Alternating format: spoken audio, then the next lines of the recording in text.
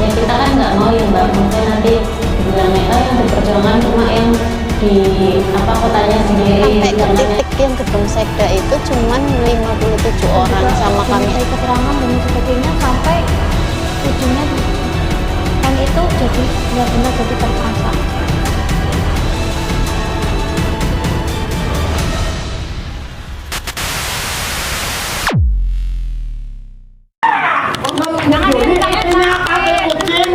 Sekelompok warga pada Kamis siang 9 November lalu mendatangi sebuah bangunan kantor yang terletak di Desa Muktisari, Kabupaten Kebumen.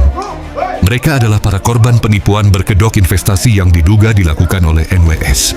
Kedatangan para warga ke bangunan berupa kantor tersebut untuk meminta pertanggungjawaban dan klarifikasi dari salah satu pengurus atau pimpinan NWS yang berinisial N. Kemarahan warga tak terbendung. Mereka melampiaskan rasa kesal dan amarahnya kepada si N. Kejadian menjadi kacau, hingga aparat kepolisian mendatangi tempat tersebut untuk mengamankan kerusuhan itu. Tim bedah kasus mencoba membedah peristiwa kasus apakah yang sebenarnya terjadi pada siang 6 November lalu, melalui para korban yang saat itu menjadi saksi atas kejadian tersebut.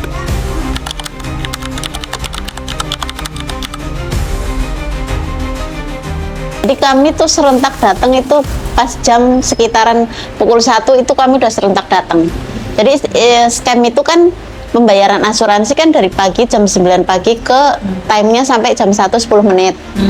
Lah di time itulah istilahnya semua tuh udah tutup dan akun itu nggak boleh dibuka. So otomatis yang ada di sekitaran Kebumen yang tahu gedung apa perusahaan NWS di sini kan otomatis langsung datang ke situ. Nah, semua itu langsung gredeknya langsung ke situ pas hari itu Kamis tanggal berapa itu? Tanggal 6 November. Waktu itu memang berusaha melarikan diri. Mbak Ya, N Miss, itu ya, melarikan barang-barang bukti. Contoh misal motor PCI itu berusaha. Memang saya yang menghentikan di situ. Tidak ada yang boleh membawa barang-barang yang ada di kantor kecuali sudah ada penyelesaian. Jenengan harus menyelesaikan dulu di kantor polisi.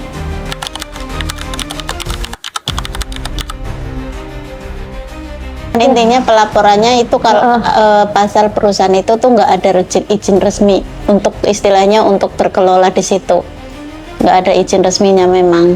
Tapi jadi sertifikat yang dipampang itu apa? Palsu. Bukan palsu tapi itu taken kontrak sewa gedung kayak gitulah intinya. Bukan izin. Kalau saya dibandingkan teman-teman mungkin masih banyak teman-teman yang besar ya. Kalau saya itu dari modal awal itu tinggal 33 juta 300 iya 33 juta dibandingkan teman-teman di sana ya kerugian saya banyak. Ya minimal dekam di penjara, mempertanggungjawabkan ibaratnya janji-janjine waktu merekrut kami semua supaya ngandel naring NWS.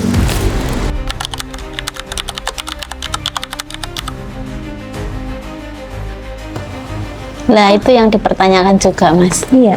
Jadi ibaratnya dia ada koneksi nggak untuk menjalankan ini semua? Soalnya kalau misalnya dipikirkan kan dari semua live-nya kan memang dia kepalanya. Iya. Cuman kalau misalkan kayak sekarang kan udah terkuat kayak gini ya, kayak yang admin yang di Telegram itu username-nya itu semua Indonesia, nomor Indonesia. Ya ini mungkin untuk PR polisi juga ya. Kalau itu kan nggak kuasa kami nggak ngerti lah kalau masalah itu.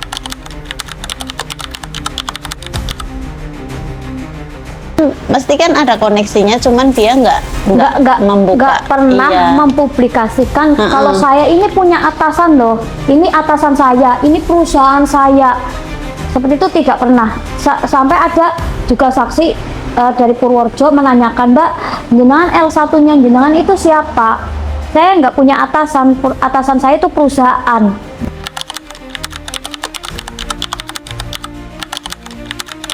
Iya, yang untuk di luar negeri bukannya kami tidak mau memperjuangkan hak mereka. tapi minimal ada perwakilan dari keluarga mereka atau siapakah Iya, gitu istilahnya. untuk datang ke kami. Kan ada minimal di kampung itu ada orang tua, saudara, anak atau siapa. Nah, untuk ibaratnya walaupun dia memakai akun siapa, ini untuk perwakilan di keluarga mereka seperti itu. Kasus NWS di Kebumen menjadi pengingat bagi publik atas bahaya investasi berkedok yang menjanjikan keuntungan besar tanpa dasar hukum yang jelas. Diharapkan aparat penegak hukum dapat memproses kasus ini secara adil sambil terus mengumpulkan bukti demi pemulihan hak para korban dan keadilan bagi semua pihak yang terlibat. Demikian bedah kasus episode kali ini, dan saksikan bedah kasus episode selanjutnya yang akan mengulik langkah-langkah hukum seperti apa yang akan diambil oleh Pradi Kebumen sebagai kuasa hukum para korban tersebut.